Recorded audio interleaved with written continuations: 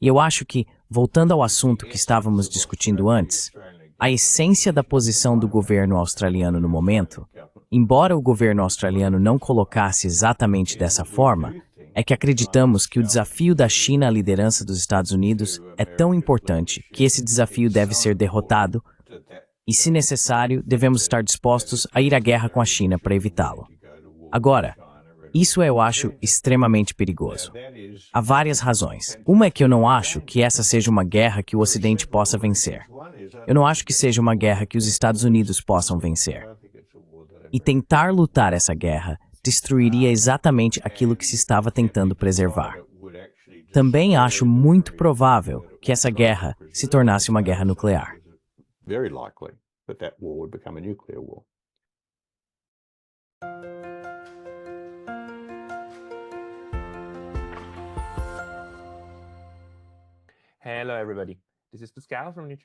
Olá a todos, aqui é Pascal do Neutrality Studies e hoje estou conversando com o professor Hugh White, professor emérito de Estudos Estratégicos na Universidade Nacional da Austrália.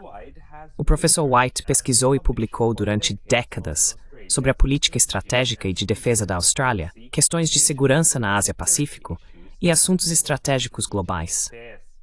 Entre outras posições, ele atuou como analista de inteligência no Escritório de Avaliações Nacionais e como alto funcionário no Departamento de Defesa. Hoje, queremos discutir a situação estratégica da Austrália e as difíceis escolhas à frente. Professor White, bem-vindo. Muito bom estar com você. Obrigado pelo convite. Muito feliz em tê-lo aqui, porque você é uma das pessoas que tem trabalhado na estratégia australiana, na grande estratégia, há muitos anos. E talvez minha primeira pergunta seja: o que mantém a comunidade de segurança australiana acordada à noite atualmente? Quais são as maiores preocupações geopolíticas do país?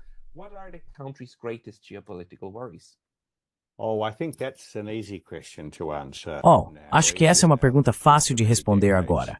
Mais fácil agora do que tem sido por muitas décadas. Nós, na Austrália, vemos que o crescente poder e ambição da China ameaçam a liderança dos Estados Unidos em assuntos estratégicos na Ásia, que consideramos como a condição necessária e suficiente para nossa segurança.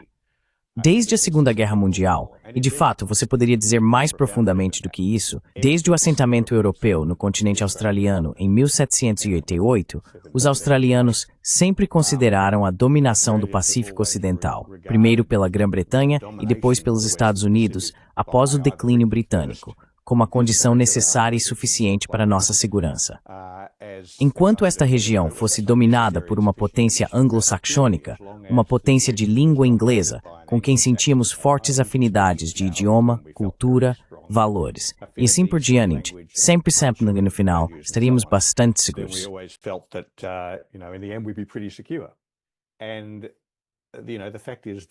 E você sabe, o fato é que a China representa o maior desafio desde a colonização europeia, porque a China se tornou de longe, relativamente falando em termos globais, a potência asiática mais poderosa desde o início do século XIX, realmente. Na verdade, desde que a China perdeu seu lugar como a maior economia do mundo para a Grã-Bretanha, quando a Grã-Bretanha avançou com a Revolução Industrial. E claro, o único outro desafio em todos esses séculos foi o desafio do Japão Imperial. Isso foi, claro, muito sério enquanto durou, mas o Japão Imperial era, relativamente falando, um desafiante muito menos formidável do que a China provou ser.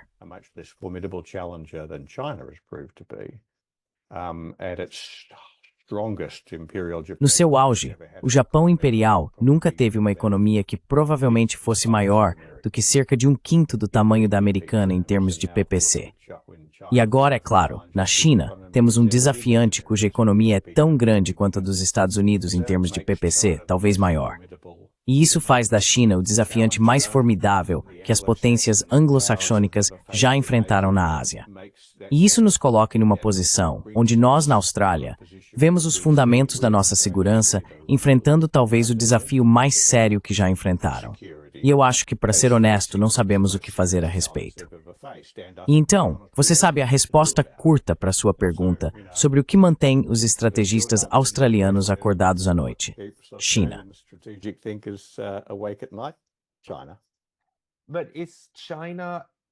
Mas a China é uma ameaça real, no sentido de que os australianos sentem: oh meu Deus, vamos ser atacados?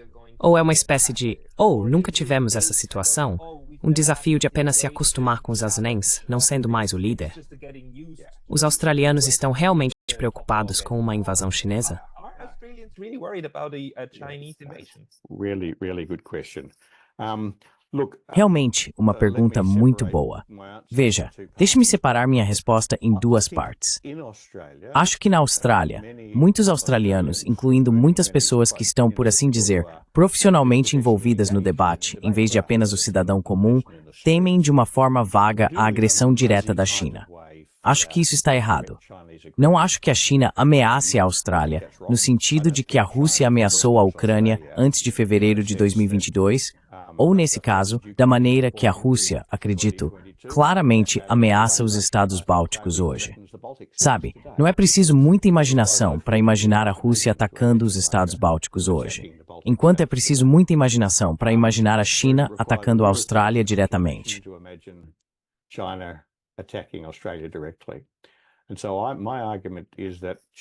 E assim, meu argumento é que o crescente poder e ambição da China não ameaçam diretamente a Austrália.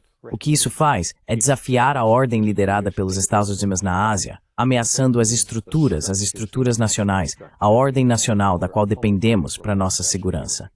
E assim, se o desafio da China for bem sucedido, se a China tomar o lugar da América como a principal potência no leste asiático e no Pacífico Ocidental, então a longo prazo, a Austrália estará mais vulnerável à agressão da China, ou por sinal de outros países, do que estivemos ao longo das longas décadas, de fato séculos, de dominação anglo-saxônica.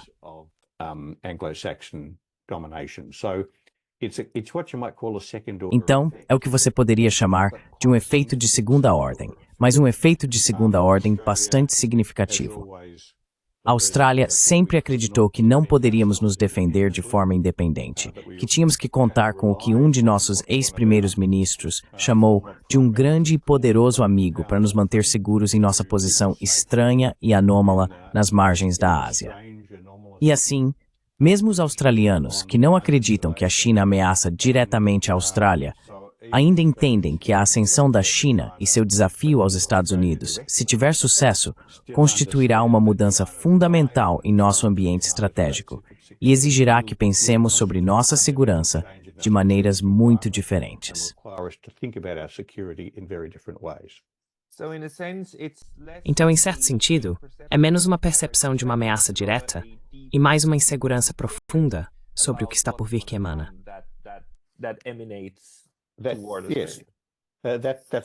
Sim, isso está exatamente certo. Agora, se essa insegurança é racionalmente fundamentada ou não, é claro que só a história julgará.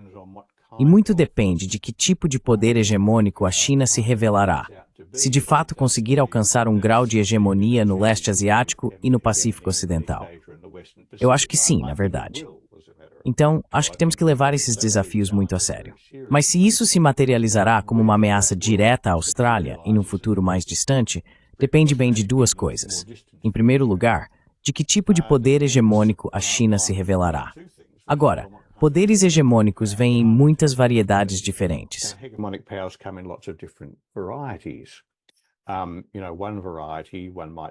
Sabe, uma variedade pode-se dizer, no extremo mais amigável e menos alarmante da escala, é a maneira como os Estados Unidos exercem hegemonia no hemisfério ocidental, que tem sido geralmente bastante benigna. Obviamente, houve episódios em que os vizinhos hemisféricos ocidentais da América não sentiram que fosse tão benigna. Imagino que as pessoas em Cuba não considerariam a hegemonia dos Estados Unidos muito benigna, mas em geral, a hegemonia dos Estados Unidos tem sido bastante benigna. Os países, no hemisfério ocidental, têm seguido seus próprios caminhos, muitas vezes de maneira bastante errática, e a América os deixou continuar com isso.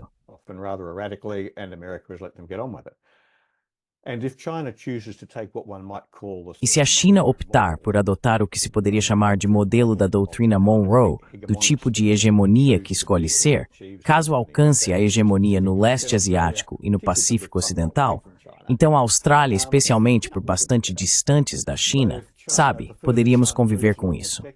Mas se a China, quanto mais se afastar da doutrina Monroe em direção a Joseph Stalin e ao tipo de hegemonia muito radicalmente intrusiva que Stalin impôs na Europa Oriental nos anos após 1945, bem, isso seria uma proposição muito diferente. Também vale a pena lembrar que mesmo os hegemons mais benignos, e novamente eu citaria os Estados Unidos como exemplo, ocasionalmente usam força armada contra países que não fazem o que eles querem.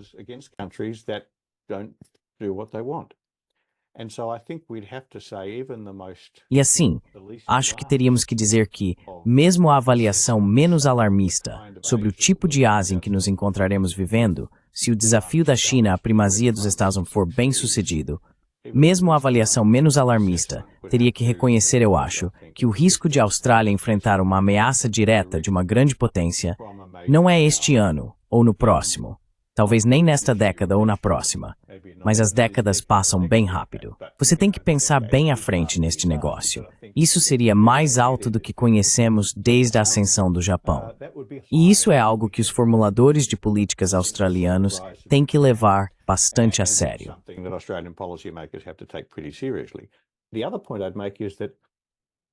O outro ponto que eu destacaria é que na Ásia que estamos imaginando, uma Ásia em que o desafio da China teve sucesso, os Estados Unidos não desempenham mais o papel na Ásia que desempenharam por tanto tempo e tanto em benefício da Austrália.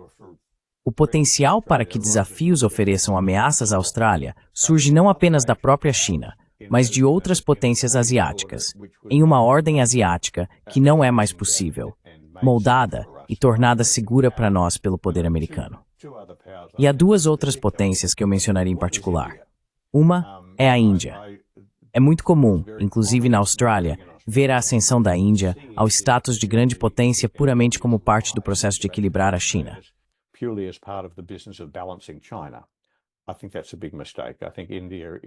Acho que isso é um grande erro. Acho que a Índia é uma grande potência por direito próprio.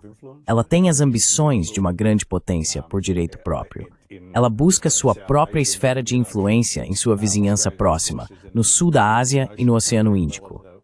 A Austrália, é claro, é um país do Oceano Índico, assim como um país do Pacífico Ocidental.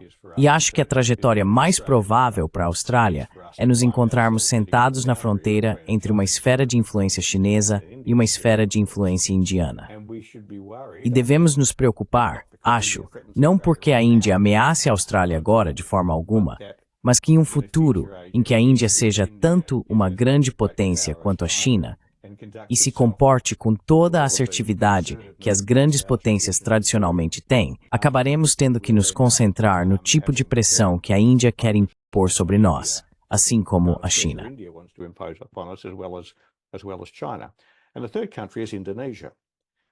E o terceiro país é a Indonésia. As pessoas acham muito difícil manter o foco na Indonésia, e há boas razões para isso. Mas o fato é que, com toda probabilidade, a Indonésia será, bem antes do meio do século, a quarta maior economia do mundo. Será uma grande potência por direito próprio, ou pelo menos terá os atributos materiais de uma grande potência. Se ela se comportará como uma grande potência, não sabemos. É um pouco difícil ver a Indonésia que nos acostumamos, realmente, desde a queda de Sukarno em meados dos anos 60, comportando-se como uma grande potência.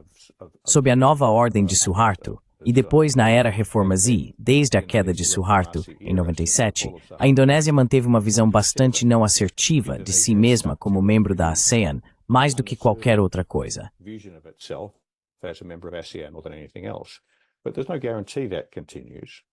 Mas não há garantia de que isso continue. E se a Indonésia se tornar um país mais assertivo no futuro, então, ao contrário da China e da Índia, está muito perto da Austrália. E isso é outra questão para nós. Novamente, não acho que a Indonésia ameace a Austrália de forma alguma no momento.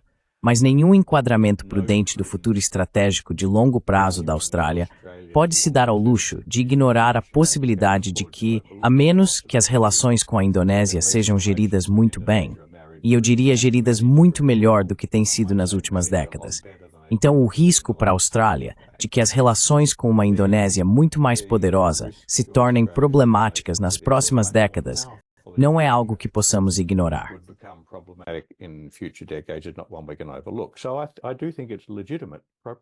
Então, eu realmente acho que é legítimo, apropriado e prudente para os australianos reconhecerem que se o desafio da China à primazia dos Estados Unidos na Ásia for bem sucedido, se a China tomar o lugar da América no leste asiático e no Pacífico Ocidental, se a Índia se tornar a potência principal e estabelecer uma esfera de influência no sul da Ásia e no Oceano Índico, se a Indonésia realizar seu destino e emergir como uma grande potência por direito próprio, a Austrália estará vivendo em um ambiente estratégico muito diferente e muito mais difícil, no qual teremos que gerenciar seus assuntos estratégicos muito mais sozinhos diante de ameaças potenciais muito maiores. E isso será mais exigente para nossa diplomacia, para garantir que essas ameaças não surjam, e para nossa estratégia, nossa política militar, para garantir que possamos lidar com elas se surgirem.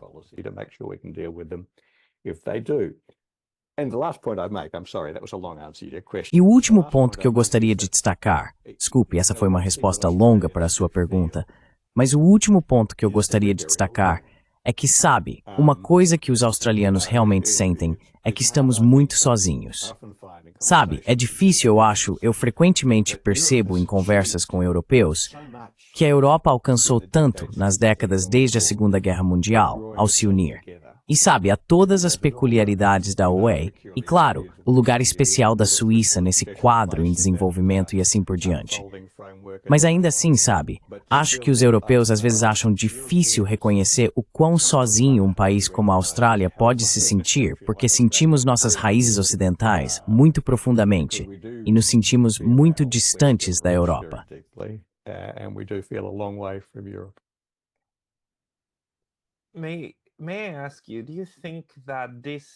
Posso te perguntar, você acha que esse sentimento de insegurança está enraizado apenas nesse passado europeu? Porque se você diz que a Austrália se sente sozinha, quero dizer, a Indonésia está bem ali. Sim. Lá embaixo, é como, ok, é menor. E você sabe, você está cercado por muitas pessoas. Sim. E a China tem muito, quero dizer, acho que vocês têm uma boa relação comercial com eles, certo? Então, o que percebo de você é que muito disso tem a ver com a Austrália, realmente se percebendo como inerentemente europeia, inerentemente parte daquele empreendimento colonial que acreditamos ter acabado, mas que na verdade ainda domina nossa forma de pensar. Isso é uma coisa.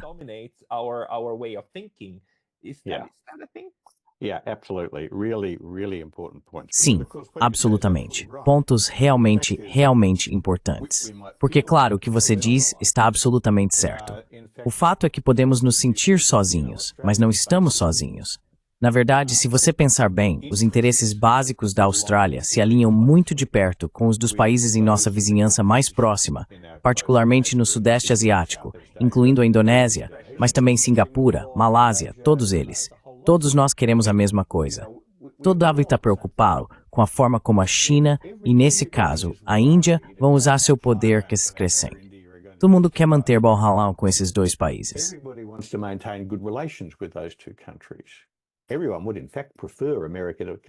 Todos prefeririam, de fato, que os Estados Unidos continuassem a desempenhar algum tipo de papel na Ásia para ajudar a equilibrar o poder da China e, acredito, eventualmente da Índia, e impedir que se tornem muito hegemônicos. Nenhum de nós quer se encontrar vivendo em uma nova Guerra Fria na Ásia. Nenhum de nós quer sofrer as consequências de ter que escolher entre os Estados Unidos e a China. E assim, em um nível, você pensa que a maneira natural para a Austrália responder a esse dilema que estamos discutindo é se aproximar de nossos vizinhos. E quando você ouve o que os líderes políticos australianos, pelo menos alguns líderes políticos australianos, dizem em seus discursos, parece que é isso que estamos fazendo.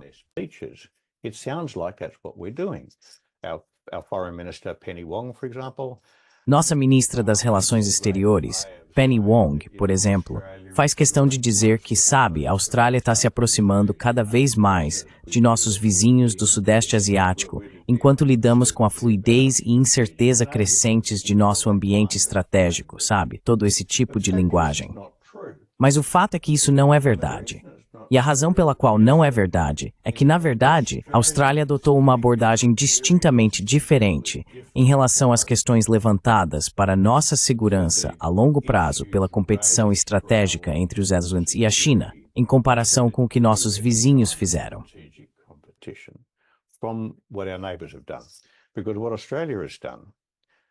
Porque o que a Austrália fez, apesar do que pessoas como Penny Wong disseram, foi alinhar-se inequivocamente com os Estados Unidos em sua disputa com a China. Declarar inequivocamente que os objetivos da América são nossos objetivos e que o que buscamos é que os Estados Unidos derrotem o desafio da China e preservem sua posição como uma potência líder no leste asiático, assim como sempre foi no passado. E essa não é uma visão compartilhada por nenhum dos nossos vizinhos, exceto, talvez, o Japão. Agora, o Japão é um caso especial muito interessante, ao que me parece. E tenho certeza de que você sabe muito mais sobre o Japão do que eu. Mas se você olhar para todos os outros, se você olhar para todos os países do Sudeste Asiático, e eu poderia dizer também, da minha perspectiva, não me considero um especialista nisso, mas da minha perspectiva, a Coreia do Sul também. Todos eles, como mencionei há pouco, gostariam que os Estados Unidos permanecessem engajados na Ásia para equilibrar a China.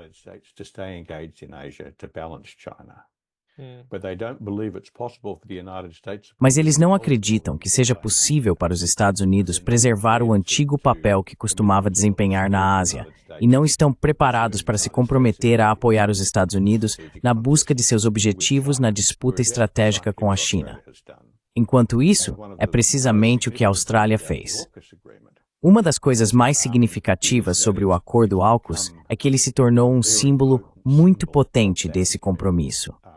É certamente assim que é visto em Washington e acho que também é assim que é visto em Canberra. Se havia alguma dúvida antes do AUKUS, agora está claro que a Austrália se comprometeu absolutamente a apoiar os Estados Unidos e sua abordagem ao desafio da China.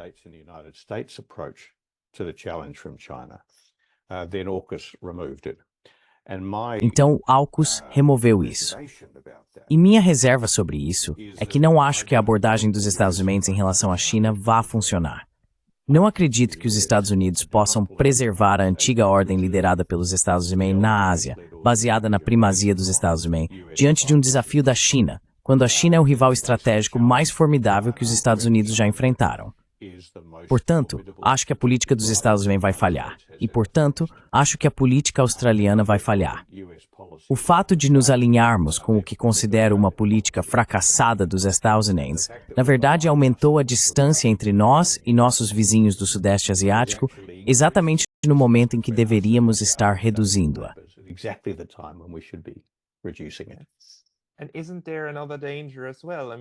E não há outro perigo também. Quero dizer, como estrategista, e provavelmente também, em grande parte, um realista em RI, você não está preocupado que a Austrália possa simplesmente se tornar um peão nessa competição estratégica, ou mesmo se chegar a isso em uma guerra. Porque uma coisa é realmente interessante. Quando falo com colegas do Sudeste Asiático, a maioria deles, especialmente os da Malásia, dizem com muita firmeza: não nos deem lições sobre como lidar com a China. Lidamos com eles há 2000 anos.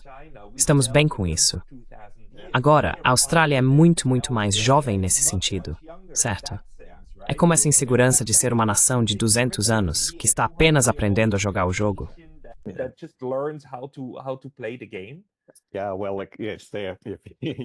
Sim, bem, sim, essas são as grandes questões. Porque, claro, uma parte de tudo isso é que nossos vizinhos, embora, como mencionei antes, prudentemente reflitam e se preocupem sobre como a China usará seu crescente poder, seria imprudente não o fazerem. Mas eles não consideram impensável que devam aprender a conviver com uma China poderosa, aprender a gerenciá-la. Vai exigir um pouco de flexibilidade. Eles terão que fazer um pouco de manobra e adaptação, mas é isso que potências médias fazem diante de grandes potências. Quero dizer, isso não é novidade para os europeus. Você sabe, toda a história das potências europeias, menores e médias, é que elas viveram com esse mosaico de grandes potências e aprenderam que há certas coisas que você precisa fazer para gerenciar esses relacionamentos.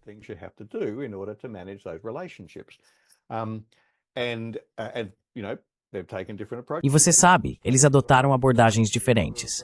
A Suíça adotou uma abordagem. A Bélgica adotou outra abordagem. A Holanda adotou outra abordagem. Mas você pode fazer isso. Então, acho que o que me impressiona quando falo com meus amigos e colegas do Sudeste Asiático é que, embora estejam prudentemente cientes dos riscos que enfrentam, eles também estão bastante confiantes de que podem fazer isso funcionar. E acho que isso é, em parte, para ir precisamente ao ponto que você levantou. É porque eles, é claro, têm uma memória histórica profunda do que é viver em um hemisfério chinês. E essa é uma maneira muito crua de colocar isso. Mas você sabe o que quero dizer.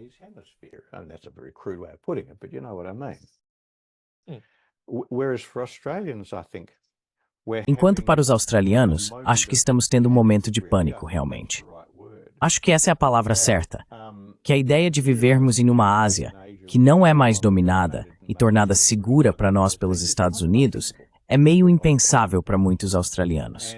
E a ironia, a peculiaridade, é que isso está acontecendo em um momento em que, por razões puramente demográficas, estamos nos tornando cada vez menos europeus e mais asiáticos.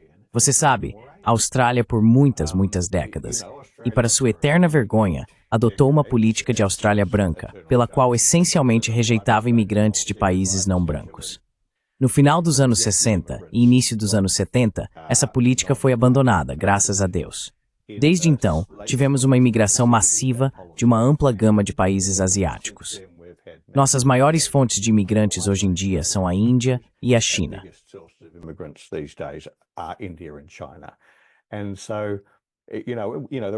E assim, você sabe, há bem mais de 1 milhão, provavelmente acho que 1,2 milhão de australianos de ascendência chinesa, entre 25 milhões, com números comparáveis da Índia.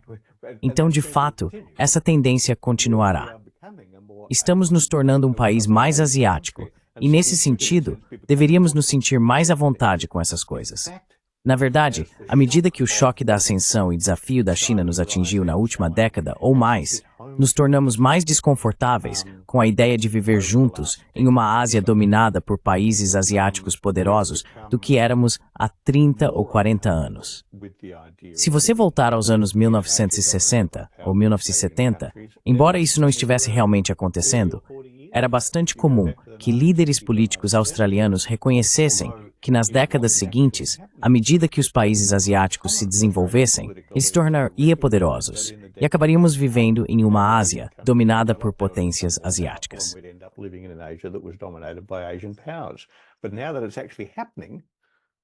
Mas agora que isso está realmente acontecendo, estamos meio que, você sabe, recuando disso e entrando em pânico. Acho que uma razão para isso é que a geração atual, e falo como alguém que é um pouco mais velho que a maioria da geração atual, atingiu a maioridade não na era do Vietnã, mas na década pós-Guerra Fria dos anos 1990, quando houve por um tempo um tipo de otimismo muito ingênuo sobre a forma como viveríamos em um mundo dominado pela América para sempre, ou pelo menos no futuro que podíamos prever.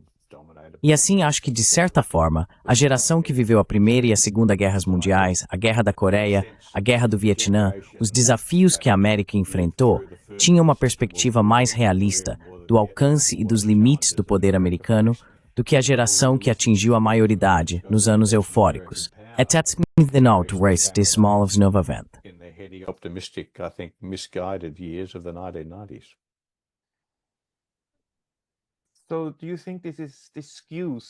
Então, você acha que isso distorce a percepção atual da Austrália quando se trata da questão de segurança?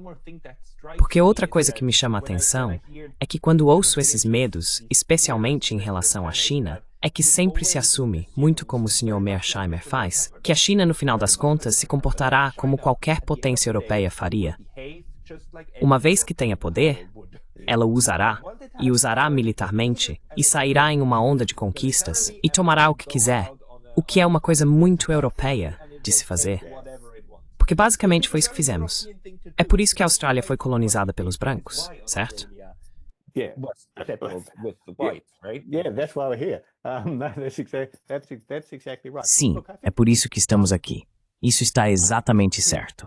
Olha, acho que há 2 pontos a serem feitos, ou 2 passos no processo. Quando eu e outros começamos a pensar sobre essa questão, nos anos 1990, ficou claro que a transformação da China, sob Deng Xiaoping, estava começando no final dos anos 70. No final dos anos 80 e início dos anos 90, ficou claro que estava funcionando e que algo grande estava acontecendo na China. Demorou até o final dos anos 80 para que isso se tornasse realmente claro. Então nós, e eu estava trabalhando no governo, começamos a pensar sobre o que isso significaria a longo prazo. Nós rapidamente iniciamos um debate dentro dos círculos estratégicos australianos sobre o que isso significava. Australian strategic circles about what it meant. And there were 2 views. E havia 2 visões. A primeira era que à medida que o poder da China crescesse, ela buscaria derrubar e desafiar os Estados Unidos como a principal potência no leste asiático, afirmar sua própria posição como a potência líder da região e tentar expulsar os Estados Unidos. Em outras palavras, o acordo feito entre Nixon e Mao em 1972, pelo qual Nixon reconheceu o Partido Comunista Chinês como o governo da China, grosso modo, e os chineses reconheceram ou aceitaram os Estados Unidos como a potência líder no leste asiático, seria rompido assim que a China fosse forte o suficiente para fazê-lo. E eu argumentei que era isso que aconteceria. And I argued that was what would happen. And a lot of people argued, no, that E muitas pessoas argumentaram que não, isso não aconteceria porque a China é culturalmente diferente. Esse é o modelo europeu do que as grandes potências fazem. E de fato, o que deveríamos esperar é que a China aceitaria e continuaria a aceitar a liderança dos Estados Unidos no leste asiático, porque isso está no interesse da China, particularmente no seu interesse econômico. E eu acho que isso acabou se mostrando errado. Acho que a China está realmente se comportando muito como Mearsheimer ou outros previram, buscando desafiar a liderança dos Estados Unidos na Ásia, buscando afirmar uma esfera de influência de grande potência em sua própria região, da maneira que as grandes potências tradicionalmente fazem. E pode-se dizer da maneira que o Japão fez em seu tempo, em sua época imperial.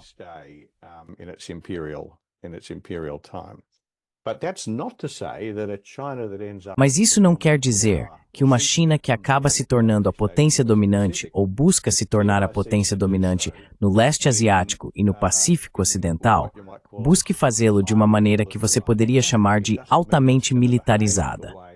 Isso não significa que ela vai se comportar como os britânicos, ou os franceses, ou os alemães, ou os russos fizeram. Na verdade, como mencionamos antes, acho que existem muitos modelos diferentes de hegemonia regional. E minha própria visão sempre foi de que é improvável que a China seja um hegemon altamente militarizado, em parte por causa da geografia estratégica da região. Grande parte dela é marítima. E isso é um desafio muito diferente dos tipos de desafios continentais que os europeus enfrentaram.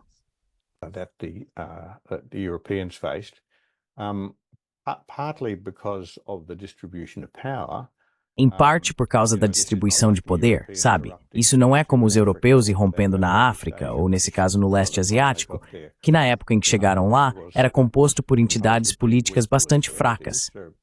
Sabe, a China é de longe a potência mais forte no leste asiático, mas há países como, sabe, Japão, Coreia do Sul, Indonésia. Essas são entidades bastante robustas. Sabe, eles não vão ser derrubados facilmente. Então, sempre pensei que a China era mais propensa a dar o primeiro passo, ou seja, buscar derrubar a hegemonia dos Estados na região e tomar seu lugar.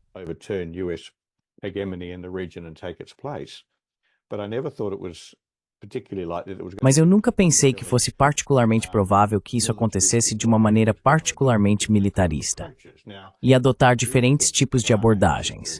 Agora, eu realmente acho que a China tem uma agenda militar muito séria em relação a Taiwan, mas acho que Taiwan é um caso especial, um caso muito especial. Mas acho que de outra forma, e isso volta ao ponto que mencionei antes, não acredito que a China ameace militarmente a Austrália. Nem acho que ameace militarmente o Japão, a Coreia do Sul ou a Tailândia. Concebivelmente, à medida que seu poder cresce e se conseguir estabelecer uma hegemonia regional, se escolher expressar isso, implementar essa hegemonia de uma maneira particularmente agressiva, então isso se torna um problema.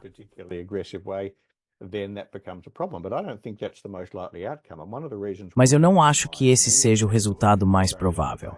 E uma das razões pelas quais, ao contrário de muitas pessoas no debate australiano, eu acho que a Austrália pode e deve aceitar a perspectiva de uma Ásia liderada pela China é: A. Eu não acho que podemos evitá-la, mas B. Eu acho que se jogarmos nossas cartas corretamente, podemos gerenciá-la muito bem. Não me parece ser tão difícil assim. E, portanto, não acho que nós, na Austrália, precisamos estar tão preocupados com isso quanto estamos. Devemos adotar uma abordagem relaxada, como nossos vizinhos do Sudeste Asiático fazem.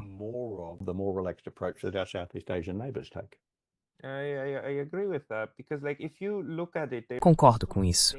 Porque se você olhar para isso, há também esse perigo, é claro, de que criemos uma profecia autorrealizável pela maneira como nos envolvemos com a China.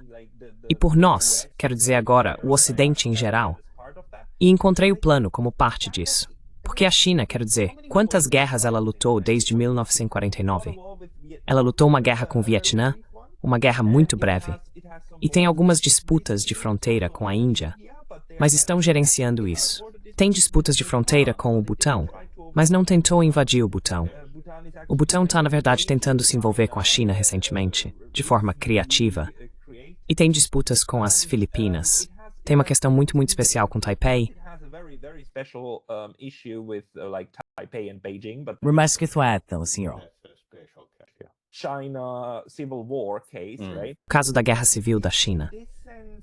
Mas nesse sentido, se você olhar do ponto de vista chinês, ouvir estrategistas americanos e ocidentais falando sobre a primeira cadeia de ilhas e a necessidade de conter a China, e colocando todas as suas armas e direcionando-as para a China, isso me faria sentir preocupado e automaticamente criaria essa espiral de ok, precisamos de um exército maior para nos defendermos, o que então desencadeia esse dilema de segurança.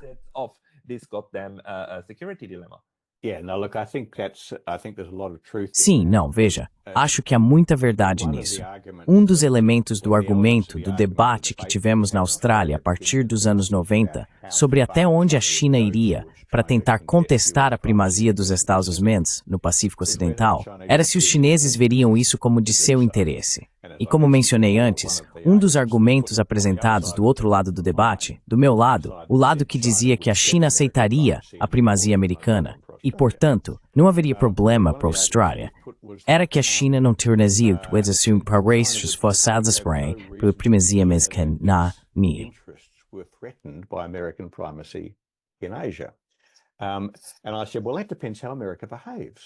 E eu disse, bem, isso depende de como a América se comporta. Porque se a América escolher se assustar com o crescimento econômico da China e tentar contê-lo, então isso dará aos chineses boas razões para tentar afastar a América e mantê-la à distância. E claro, é exatamente isso que aconteceu. Então eu acho que você está certo. Foi estabelecida uma dinâmica clássica de ação-reação, em que quanto mais os Estados Unidos se assustam com o crescimento da China, maiores são os passos que tomam para conter a China. E acho que esse é o verbo certo a usar. Mais fortes são os incentivos da China para afastar a América da região. Acho que é exatamente isso que está acontecendo.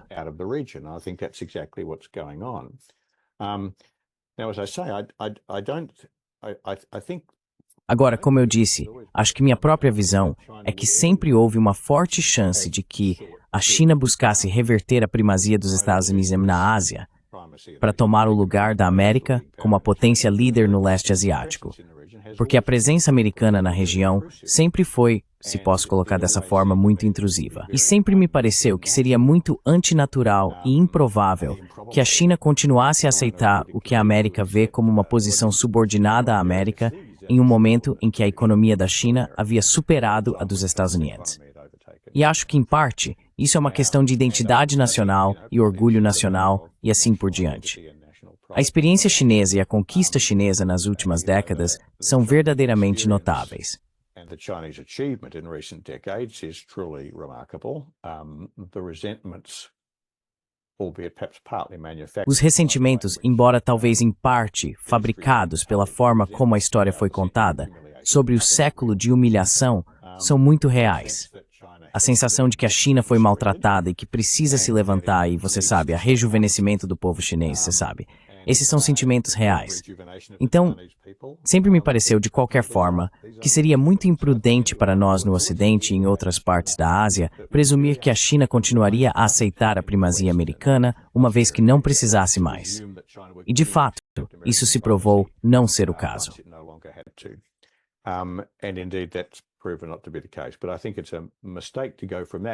Mas acho que é um erro passar disso para dizer que a China, tomando o lugar da América, é uma ameaça tão grande aos nossos interesses que deveríamos estar preparados para ir a qualquer extremo, incluindo ir à guerra com a China, para evitá-lo. E acho que, voltando ao que estávamos discutindo antes, a essência da posição do governo australiano no momento, embora o governo australiano não colocasse exatamente dessa forma, é que acreditamos que o desafio da China à liderança americana é tão importante que esse desafio deve ser derrotado, que, se necessário, deveríamos estar dispostos a ir à guerra com a China para evitá-lo. Agora, isso é, eu acho, incrivelmente perigoso por várias razões. Uma delas é que não acho que seja uma guerra que o Ocidente possa vencer.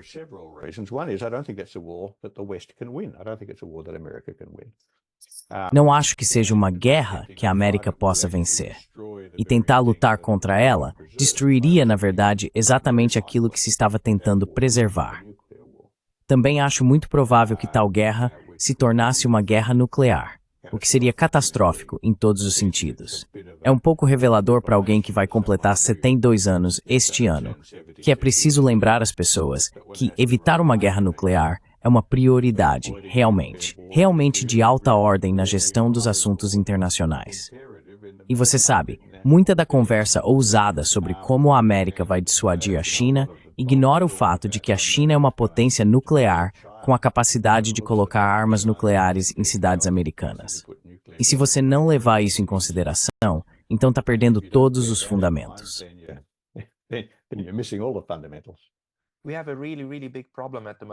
Temos um problema realmente grande no momento, que é o fato de que no discurso ocidental, na Europa, nos Estados e aparentemente também na Austrália, o medo das armas nucleares parece ter desaparecido, o que invalida a doutrina MAD e meio que colapsa toda a ideia de paz nuclear. É absolutamente estúpido e ridículo, mas é onde estamos.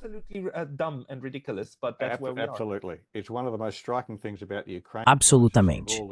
É uma das coisas mais impressionantes sobre a crise na Ucrânia. Você tem todas essas pessoas, que de outra forma seriam sensatas, zombando da administração dos Estados Unidos, por serem muito cuidadosos para evitar o risco de escalada nuclear sobre a Ucrânia. Sabe, eu digo, qualquer um que se esforce para evitar a escalada nuclear tem o meu voto. É isso que você precisa fazer.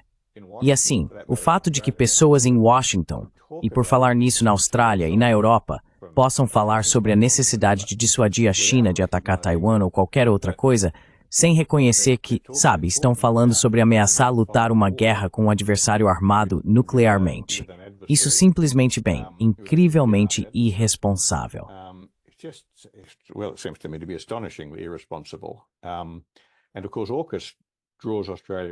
E claro, o AUKUS envolve a Austrália ainda mais explicitamente nisso. Você sabe, o ponto principal sobre o AUKUS, do ponto de vista dos Estados Unidos, é claro. E você sabe, os oficiais americanos têm sido muito explícitos sobre isso. É tudo sobre garantir que se houver uma guerra entre os Estados Unidos e a China, então a Austrália lutará ao lado dos Estados Unidos. Agora, os líderes políticos australianos dizem não fizemos nenhum compromisso. Mas, francamente, eu não acredito neles, porque não acredito que os Estados Unidos estariam sequer contemplando nos passar entre 3 e 5 submarinos da classe Virginia, se não tivessem absolutamente certeza de que esses submarinos estariam disponíveis para os Estados Unidos no caso de uma guerra com a China.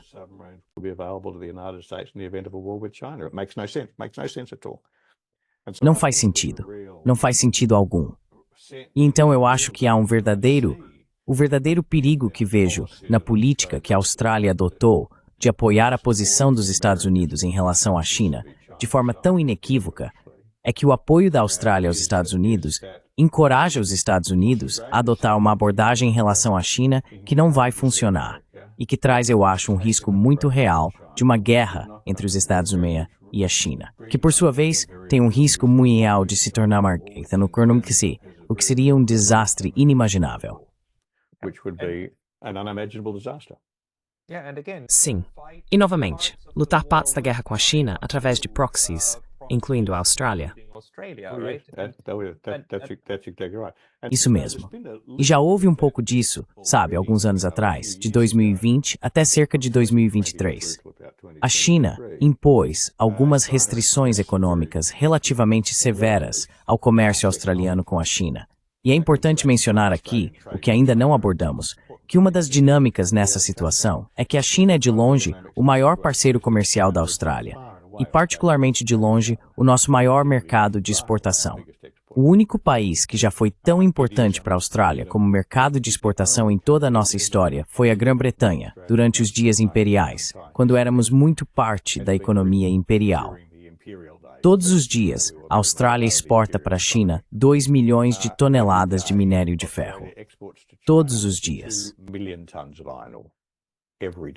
2 milhões de toneladas 2 milhões de toneladas por dia. de minério de ferro. Of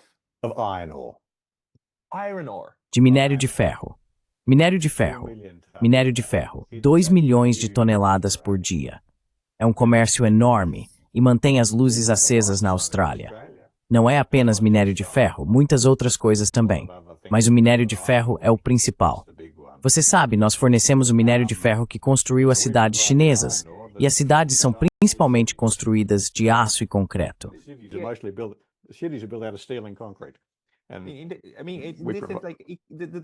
Quero dizer, a história do comércio é a história da interdependência, certo? Sim, isso mesmo. Deixe-me perguntar, no entanto, desculpe mudar um pouco, mas eu me pergunto sobre o consenso político dentro do país. Tipo, o governo atual embarcou nisso ou está nesse caminho? Qual é a coesão interna aqui?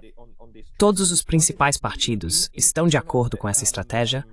Ou existem grandes forças políticas que dizem, tipo, não, precisamos mudar a abordagem? No, very important point. There is absolute consensus. Ponto muito importante. Há um consenso absoluto em relação ao apoio aos Estados Unidos em ambos os lados da política. Temos essencialmente um sistema bipartidário, e no momento o partido mais inclinado à esquerda está no poder, sabe, amplamente um tipo de partido social-democrata, e está tão fortemente comprometido em apoiar os Estados Unidos quanto o partido mais conservador tem estado. O resultado é que não há um debate político efetivo sobre essas questões. Nem há muito debate fora do nível político na mídia e assim por diante. Há um consenso muito forte de que apoiar os Estados Unidos é a única coisa que podemos fazer. Uma frase comumente usada é que a Austrália fez sua escolha de apoiar os Estados Unidos. Fizemos essa escolha há décadas.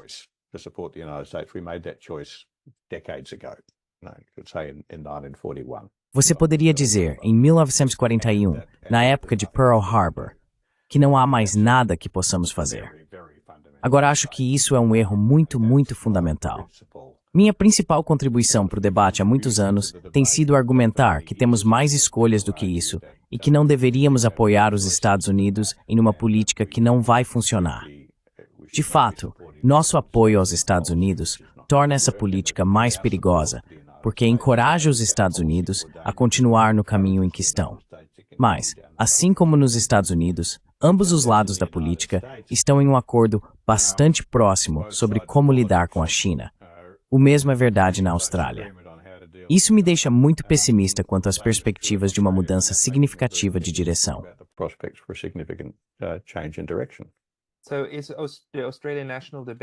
Então, o debate nacional australiano também é muito dominado pela China. Essa coisa muito ocidental de fazer, que é distinguir entre o bem e o mal e nós contra eles, é sempre uma dicotomia. E assim que você diz que talvez a China não seja uma ameaça tão grande, as pessoas vão acusá-lo de ser pró-China, pró-Putin, pró-Xi Jinping e coisas do tipo.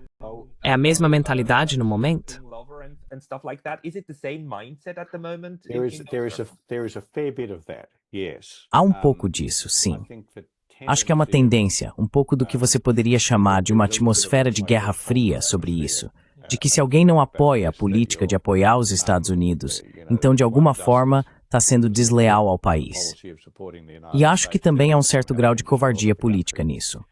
As pessoas estão relutantes em se engajar no debate. Também há certo grau de inexperiência. Sabe, a Austrália é um país de sorte. Temos estado muito seguros por muito tempo, porque a América dominou o leste asiático por tanto tempo e tornou a região segura para nós. E assim, os australianos não têm muita experiência em debater essas questões.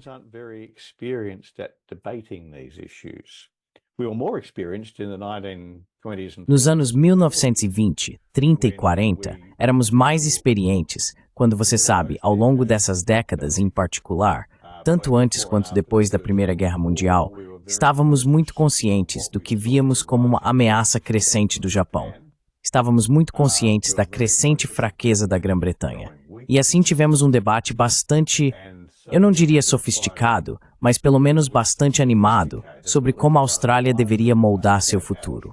Mas, particularmente após o fim da Guerra Fria, parecia que tudo era tão fácil. A América dominava o mundo, dominava o leste asiático. Ninguém poderia desafiá-la. Portanto, não havia nada com se preocupar.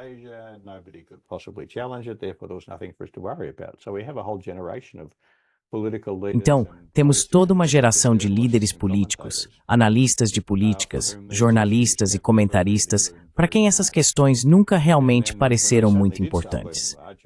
Então, quando de repente começaram a parecer importantes, e pode ser bastante preciso, foi em 2017 que os australianos passaram de muito complacentes em relação à China para muito alarmistas em relação à China. Foi uma mudança repentina, como nossos amigos americanos diriam. A partir de então, evoluiu muito para o tipo de debate que se descreveu. Altamente polarizado, muito orientado por valores e muito hostil à dissidência genuína.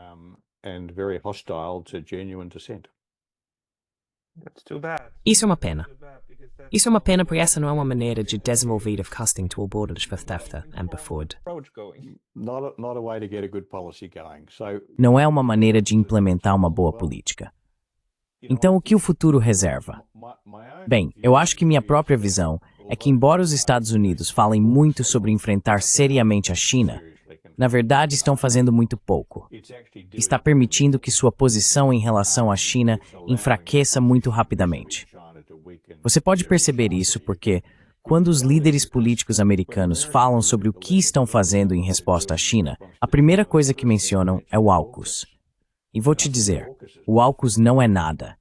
Quero dizer, você sabe, o AUKUS é a ideia vaga de que a Austrália pode eventualmente operar alguns submarinos movidos a energia nuclear daqui a 20 anos. Não é assim que você enfrenta um país tão poderoso quanto a China. E então, sabe, acho que é tudo conversa e nenhuma ação.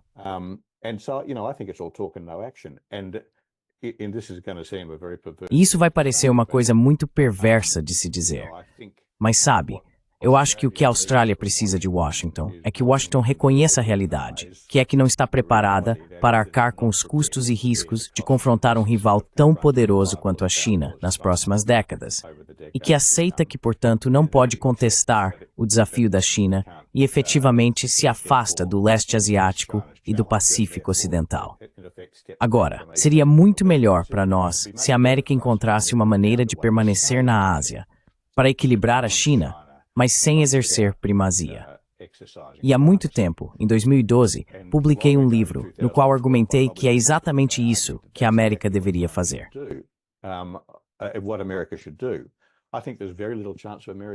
Acho que há muito pouca chance de os Estados Unidos fazerem isso. Acho que para os Estados Unidos é primazia ou nada. E assim acredito que o resultado mais provável é que os Estados Unidos, de uma forma ou de outra, gradualmente se afastem da Ásia e a deixem ir. Acho que a eleição de Donald Trump torna esse resultado mais provável. Levo o isolacionismo de Trump bastante a sério. Mas o risco, é claro, é que antes disso acontecer, no meio do processo, uma crise surja por algo como Taiwan, em que a liderança política dos Estados Unidos não tenha coragem de não ir à guerra. E então estaremos em um mundo de dor. Você não gostaria de estar em Tóquio naquela semana. You wouldn't want to be in Tokyo that week. The most important thing, speaking as a Swiss, A coisa mais importante, falando como suíço, e a partir da experiência suíça, é evitar a guerra. A Suíça não ficou rica apenas porque é particularmente dotada de todos esses recursos naturais, mas porque evitou 2 guerras mundiais, o que realmente lhe dá uma boa vantagem inicial. Ah, sim, absolutamente. Então, professor Hugh White, esta foi uma visão geral maravilhosa do pensamento de segurança da Austrália no momento. Muito, muito coerente e muito, muito conciso. Muito obrigado por isso. Você publica em algum lugar, caso as pessoas queiram ler mais de você? in case people want to read more from you, where should they go? Yes, well, I don't publish as Sim, much as I bem, used to. eu não publico tanto I quanto have costumava. I have Tenho uma série de ensaios em uma coleção australiana chamada Quarterly Essays, que foram lançados nos últimos anos, 3 ensaios, e tenho um novo Quarterly Essay. Ainda não definimos o título, que será lançado em junho deste ano e que explorará essas questões do ponto de vista da Austrália com certa profundidade. Terá cerca de 30.000 palavras, então realmente um livro curto. It'll be about 30,000 words long, so a short book, really. Okay. Certo. Se você puder esse link, coloque na descrição deste vídeo. This video, Eu farei, Annie. Professor Hugh White, muito obrigado pelo seu tempo hoje. Pascal Intimland, Gorka Tanassamon. Conversation.